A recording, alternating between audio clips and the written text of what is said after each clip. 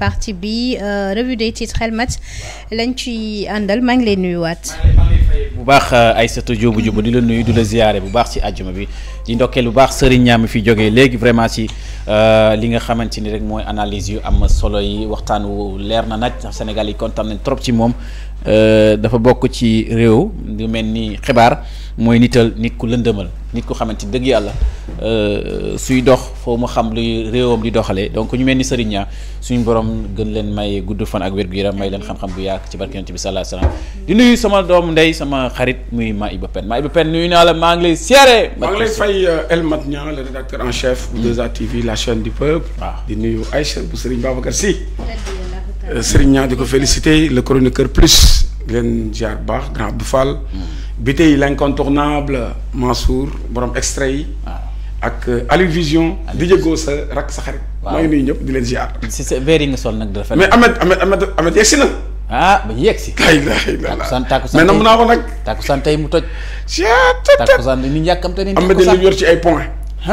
xam nañ te takkusaan bi moom dana xar. points yi dafa bëri. points yi dafa bëri ndax points yi xaj na tey ci takkusaan. tey dama ragal takkusaan day dem ba timis. muy dëgg. ay revue de titre. ñu ñëw ci direct news yéene kaay Sénégal Brésil les dessous de la débâcle l'amateurisme du au pouvoir les contre-coups d'une contre-performance li nga xamante ni moom mooy match Sénégal ak Brésil match boobu lu ci tukkee yépp la défaite enregistrée face au Brésil n'est que l'arbre qui cache la forêt li nga xamante ni moo ci jafe-jafe ci nekk yépp ci défaitu Sénégal ak Brésil ci match amical bi rëq-rëq ci nekk yëpp journal bi di génne nag l'équipe nationale est arrivée au stade seulement quelques minutes avant le coup d'envoi contre le Brésil en parcourant tout Londres pendant 1h30 et sans escorte donc jafe-jafe yi nga xamante ni dëgg yàlla joueurs yi jànkonte nañ ko foofu moom moo dal di moom le journal bi di xëyee à l'hôtel c'était le laisser-aller total donc mari détane donc moo waral conditions yooyu moo tax Sénégal perte ci kaw Brésil ndaxte lii bu fekkee hôtel boo xamante ni tuddee nañ ko c'était le laisser-aller total comme neex dugg lu la neex les gens rentrent comme ils voulaient dans les chambres sans aucun contrôle loolu tamit mu ngi wane ne dëgg yàlla équipe bu Sénégal bi ci jano bu ñuy def match amical boobu moom ak amoon na jafe-jafe mbokki bu ñu jógee ci loolu ci direct news ñëwoon na ci match amical Brésil ak Sénégal waaye dañuy ñëw ci enquête yéenekaay mu ñuy xamal ñëw na ci 2026 année de l'emploi waaw année de l'emploi un échec programmé mu ngi noonu de xëy ndaw yi xëy liggéey ndeysaan xale bu am diplôme am wala xale bu taxaw am métier am li ko war mooy wuti liggéey kon la koy jëlee le Sénégal face à l'absence d'instruments macroéconomiques pour soutenir la création d'emplois une multitude de programmes aucune lisibilité et des résultats aux impacts invisibles lii nag nguur gi war na ci taxaw le plus rapidement possible pour fexe trouver des emplois pour la jeunesse sénégalaise docteur Ndongo Samba Sylla mooy wax nous n'avons jamais eu de politique d'emploi digne de ce nom mosuñu am benn politique d'emploi pour rek nit ñi dal di am liggéey maanaam daal boo xoolee politiciens yi daal ñu ngi seen polémique yi di dem ak a dikk te dëgg yàlla loolu jot na li nga xamante ni rek moom mooy état war na ci jël matukaayam diffamation Maïmouna Ndour Faye porte plainte contre Cheikh Bara Ndiaye de Pastef waaw Maïmouna Ndour Faye patron de Presse 7 TV porte na plainte contre Cheikh Bara Ndiaye ne dafa ko diffamé loolu mbokki journal bi di enquête yéenekaay moo ko daal di xamle bu ñu jógee ci enquête yéenekaay di ñëw ci L'As quotidien L'As mi ñuy xamal Diomaye président ak APT une cohabitation sous tension voilà en tout cas muy ñaari coalition yooyu jur na coow lu rëy ci mim réew xam naa ne nag ñi ngi koy waajal coalition Diomaye président lu nekkagul lu officiel maanaam ñi xamaguñ ñenn ñoo ci bokk ndaxte comme dafa xaaj ñaar APT moom it di coalition bu bees te nekk ci Pastef moo ko moom ñoom it xamaguñ ñenn ñoo ci nekk gum waaye tension bi commencé na dal di tàkkar na soxo voilà mbokki Sadio Mané mooy wax prédiction de Sadio Mané pour le mondial mu ni je rêve d'une finale contre l'Angleterre dama gént man dal di def finale avec Angleterre. coupe du monde bi waaw coupe du monde bi. mën na nekk Sadio Mané ko wax de. mën na nekk parce que am nañ. nee na dafa ko gént. am nañ équipe bu baax. waaw te xol bi rafet na te. li mu gént. li mu gént yàlla na ko yàlla dogal. amiin yaa rabbi dama gént def finale avec l'Angleterre jàpp ko dóor ko loolu de mbokk yi xam nga ne loolu Sénégal bu gagné coupe du monde bi ay waay Sénégal bu gagné coupe du monde bi waay le quotidien yéen kaay ma jàmbal jaan jëkk na ci crise au sein de la majorité la guerre des nerfs mooy ci bëgg a bëgg wax ne coalition yi maanaam le grand débat de Cheikh Bara Ndiaye la coalition Diomaye Dema échange aigre-doux entre Fadilou Keïta des proches de Mimi défection dans les rangs des ralliés de Mimi donc mu nekk coow lu xamante nii kàddu yi Cheikh Bara Ndiaye mu wax ci ak révélation yi nga xamante jox na ko ci émission boobu dal ci kaw Diomaye dal ci kaw Mimi Touré dal ci kaw Abdourahmane Diouf donc mu ngi noonu Mimi daal démb Cheikh Bara Ndiaye bàyyi ko benn lii Diomaye Faye def nii guerre la woo ci Ousmane Sonko Cheikh Bara Ndiaye ko wax donc journal quotidien yéen kaay ñeenu ci crise des guerres la crise des coalitions des deux coalitions alors mbokk ñëw ci les échos yéen kaay mu ñëw na ci tragédie à Yoff une dame meurt sans qu'on s'en aperçoive son enfant d'1 an et demi à ses côtés Nogoy Thiam lay wuyu a passé 48 heures seul dans sa chambre loolu de mari détaan de loolu de doy na waar ay waay métti la de journal bi ko xam ne de équipe nationale du Sénégal les jeunes lions nouvelle arme de Pape Thiaw xale yaa ngoog la vague montagne quand la jeunesse renverse les côtes Lamine Camara Habib Diarra Antoine Mendy Ila Camara dafa bëri vraiment ay jeunes yi ci nekk Rasoul Ndiaye Elimane Ndiaye Nicolas Jackson la génération intermédiaire donc boo xoolee équipe bu Sénégal bi équipe bu ndaw la xale yi ndaw lañ jeunesse bi ndox te loolu équipe dafa war ndaw équipe mais boo équipe bu xamante dafa màggee dafa âgé loolu tamit xale mooy football. xale mooy football. waaw xale yu frais. waaw xale mooy football. ñu ñëw ci le soleil yéen kaay dikk na ci mise en œuvre du plan de redressement économique social et social bi nga xamante ni premier ministre Ousmane Sonko dajale woon démb ci building administratif Mamadou Dia le premier ministre Ousmane Sonko dajale na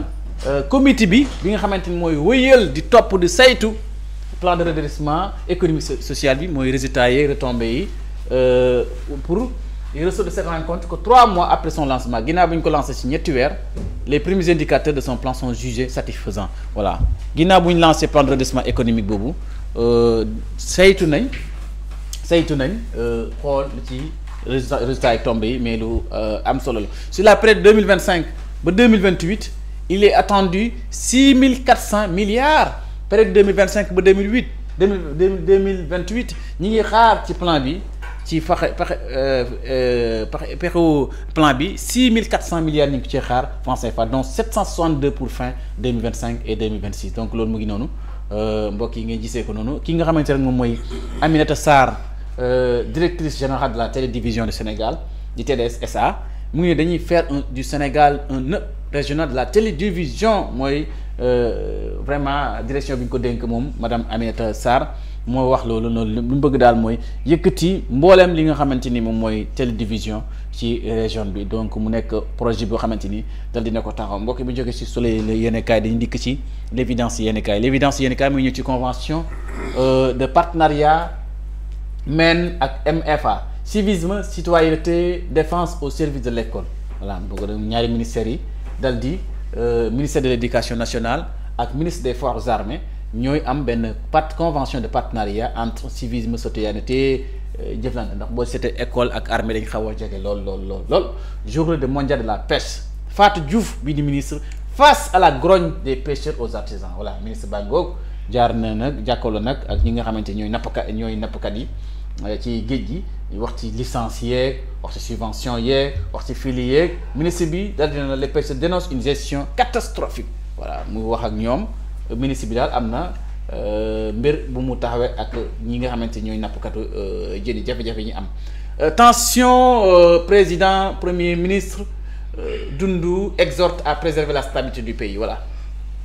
Dundu daal benn coalition la wala benn mouvement la mi ngi sàkku daal que Diomaye ak Sonko ñu dal di boole seen force pour que stabilité de ce pays le Sénégal alors mbokk yi bu ñu jógee ci l'évidence yéeni kaay dañuy dikk ci libération yéeni kaay ñëwaat na ci exécution du contrat de sous-traitance avec la société Nafco Bati Prom victime d'un carnage financier ay waay doy na waar accusé de détournement chiffre à ce stade de 1,2 milliard la gestionnaire mujj nañ ko arrêté ay scandales yi doy waar comment un contrat de sous-traitance signé avec Nafco attribué du marché du ministère de l'Intérieur en 2022 a viré sur le terrain judiciaire voilà mari détane donc loolu la libération xëyee ay carnage financière bu xamante ni ki ko def mu jënañ ko teg loxo li ko waral mooy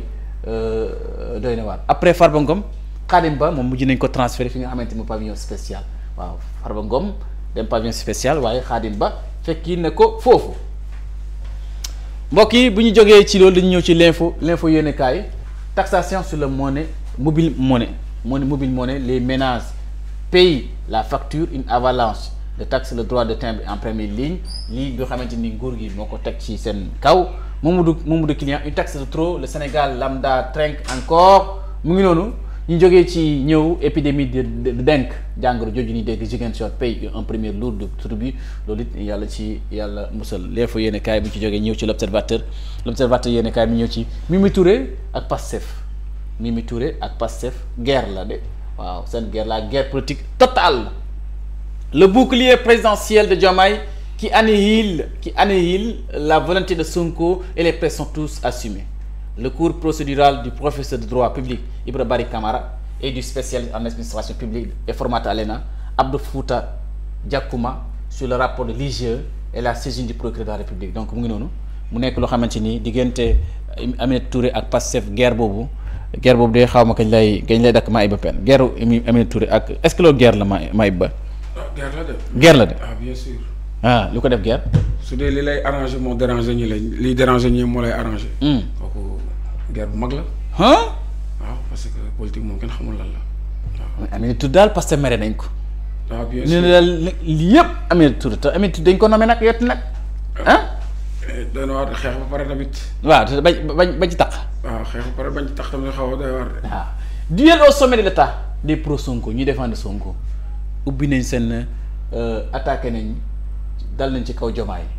dal ci kaw Aminata Touré dal ci kaw Abdourahmane Diouf député chroniqueur Cheikh Bara Ndiaye dal na ci ñi ma wax nii mu ne Mimi Touré a rendu visite ak Moustapha Diop dans l'objectif de l'enrôler à Diomaye président mu ne Aminata Touré dem na ba ci prison ba sax dégg nga pour rendre visite rek Moustapha Diop rek moom nga xamante ni mu ngi caabi féete na ko ginnaaw pour indi ko ci coalition Diomaye président waa Moustapha Diop bañ na ba lànk ne loolu amul du dëgg que Diomaye désigne à la fin de son mandat la candidature de Sonko en 2029 loolu la Cheikh Thioro Mbacké wax ne que Diomaye désigne à la fin de son mandat la candidature de Sonko mu ne daal bu mandat wu Diomaye bi jeexee na Diomaye désigner Sonko en 2029 mooy dëgg. Fadilou Keita directeur général de Caisse des Dépôts et Consignations nee na Mimi Touré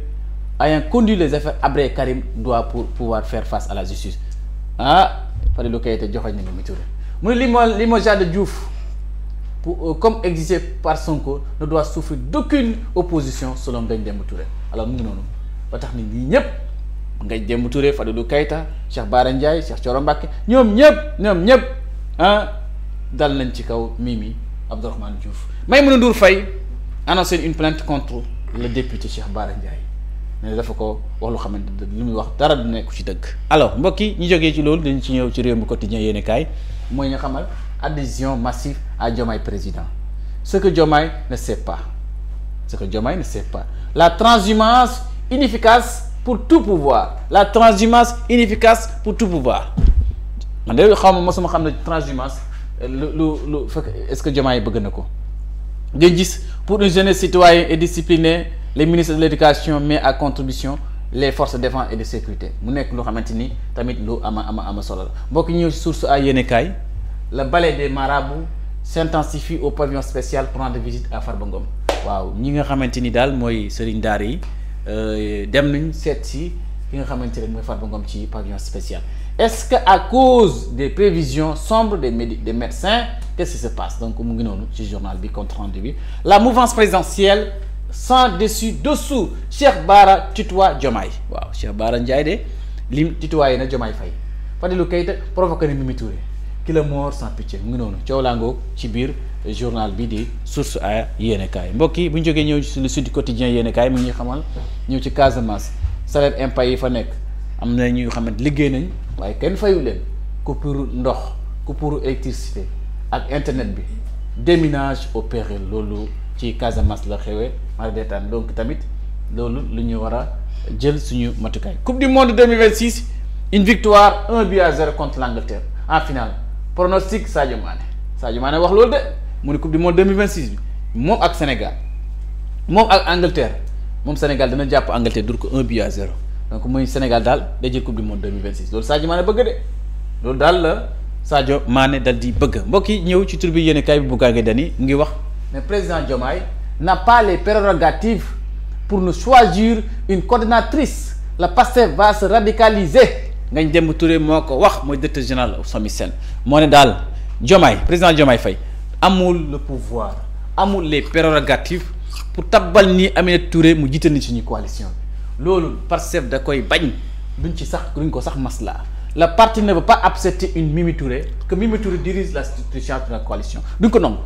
Ngagne Demba Touré wax de mu ne Diomaye n'a pas les prérogatives pour désigner le coordinateur de la coalition Diomaye du moom moo yore prérogative Mimi Touré doit rendre compte aux Sénégalais Mimi Touré dafa war rendre compte aux Sénégalais ndax am na rapport bu ko épinglé selon lui le gouvernement ne prendra aucune initiative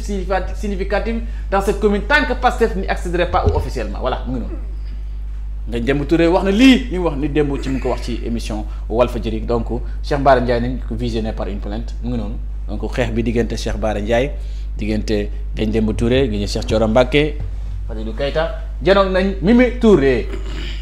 nga gis mbokk yi Vox Populi yéene kaay mu ngi wax ci crispation au sommet du pouvoir politique entre Diomaye et Sonko la tension persiste les polémiques toujours vives Fadilou Keita koñ Mimi les cadres de Mimi 2020 rendre les coups voilà ginnaaw bu Fadilou Keita génnee dal ci kaw waa Mimi coalition Mimi maanaam parti bi Mimi bokk wala mouvement bi Mimi bokk ñoom it sant nañ Fadilou Keita mayuñ ko dara ne ko yokku incompétent lu ne wax nañ ko waaw fayu nañ ñi ngi dàgg sant daal donc mbokk yi mu ngi noonu bu ñu jógee ci la maman du projet may mënu jëy moom mi wax na xalaatam mi ngi woote jàmm woote ngeen nekk benn woote ngeen dimbalante pour l'intérêt général de ce pays kon mbokk yi loolu la Vox Populi xëy ñëw ci nag Walf Quotidien yéeni kaay mu ngi ñëwaat ci crise au sommet de l'État waaw l'impossible cohabitation docteur Moussa Diaw enseignant sciences politiques la chaque parti surveille l'autre comme du lait sur le feu voilà boroom xam-xam yaa ngi wax Thierno Diop analyste politique la en cas de blocage le président peut se prévoir de l'article 52 de la constitution waaw ñoom de li ñuy xalaat moom xanaa maanaam saa yi bu blocage amee rek njiiti réew mi mën na utiliser ses pouvoirs wala ses prérogatives appliquer l'article 52 de la constitution def li ko loi mais loolu nag tamit bon ni ñaan yàlla bu blocage am ngir politique mbokk yi ñiy daanalee fi nga xamante rek moom mooy yor yéene kaay yor kan day ñëw rencontre entre le président et le bureau politique du PASTEF di kat na ci yor yéene kaay bi day rencontre bi nga xamante ni njiiti réew mi am na ko ak bureau politique PASTEF donc da ngeen ni Diomaye dans le brouillard le bureau politique PASTEF implicé et la fureur des patriotes mu ngi noonu ñetti mbir moo ci nekk Diomaye mi ngi dal di nëbbu bureau politique ñoom dal di waaf ñi nga xamante ñooy dawkat yi ci ñeent ci patron yi donc mu ngi noonu la rencontre très attendue entre le bureau politique et le PASTEF le président de la République qui devait servir à apaiser les tensions et réaffirmer l'unité au sommet a laissé place à un clair obscur inquiétant waaw d'accord parce que tey polémique bi ñuy commencé ci ñi coow li werante bi yëpp bureau politique PASTEF bu ñu defoon li leen war mooy leeralal bu def benn point de presse précisé wala gën a compte rendu bu du jur benn polémique waaye polémique foofu la sukki ko ndax ñi ne bureau bi communiqué bi leerul donc moo waral coow lu bëri maa Ibou Kane lan mooy lamb ji tey lamb ji am na semaine bi wala lamb ji waaw semaine bi dinañ def lamb ju neex incha allahu rabbi dimanche ak Fallou Ndiaye production moom nag dafa teg 10 millions pour lamb simple bi incha allahu rabbi la dimanche bii nii dimanche moom mais da ko def nag PPV la ko def parce que xam na ni lamb ji dana fees dana neex te bëri simple gars dañoo yor dañuy bëri ba 22h. su ko defee 2A TV dana leen fa nekkal incha allah lépp lu fa xew rek. waaw dañ leen ko indil ci ñi nga xam ñoo ñuy seetaan partout dans le monde entier waaye tamit alxames bi di ñëw. waaw Prince di le phénomène de la lutte sénégalaise. xale bi nga xam ne kenn ëpp ko mbooloo. lamb ji dana neex. moom nag fa mu daan defee open press xañatu fa. léegi stade Alassane Djigo la koy defee. su ko defee tamit tombeek aussi tamit baleen bu ndaw tamit di def open press am su ko defee 2A TV ci ndigalu rédacteur en chef. dina nee na moom ñaari direct yëpp lay lancé. ñaari direct yëpp su ko defee Mor xabar lépp ci benn jeudi bi la. lépp ci benn alxames bi la. incha allahu rabbi Prince mooy borom ginnaaw raay. waaw Pikine wax jàmm gën ñëpp dañuy jóg. parce que Prince moom ni ñu xoolee Siteu rek la koy xoolee léegi. li Siteu di génne ci mbooloo la Prince di génne ci mbooloo. baleen bu ndaw tamit gis nga tamit moom tamit phénomène la ci biir làmb ji su jógee gàddaay yëpp jóg géejuwaay jóg moom tamit open press am lu doy waar lay doon. su ko defee 2A bëggul gars yi dara raw leen su ko defee ñaari direct yëpp incha allah dañ koy lancé man ma dem stade Alassane Djigo Mor xobar nekkal ci terrain ba fële ca Gàddaay incha allah rabbi. man maa lay gërëm. mais Modou Lo nag barki démb. waaw Modou Lo barki démb. mu ngi doon def démonstration bu doy waar fii ci géej gi ak ñoom Franc. waa gis naa ko. di wane boppam. waaw. mais nag yaram bi mu yor. waaw baaxagul. yaram mais nag combat bi dafa des. parce que mbër bu tollee fii. mun naa am lu mu la woon loo xam ne du yëfam. nga ne yaram bi baaxul. waaw li mu wane nii. waaw comprendre lii nii.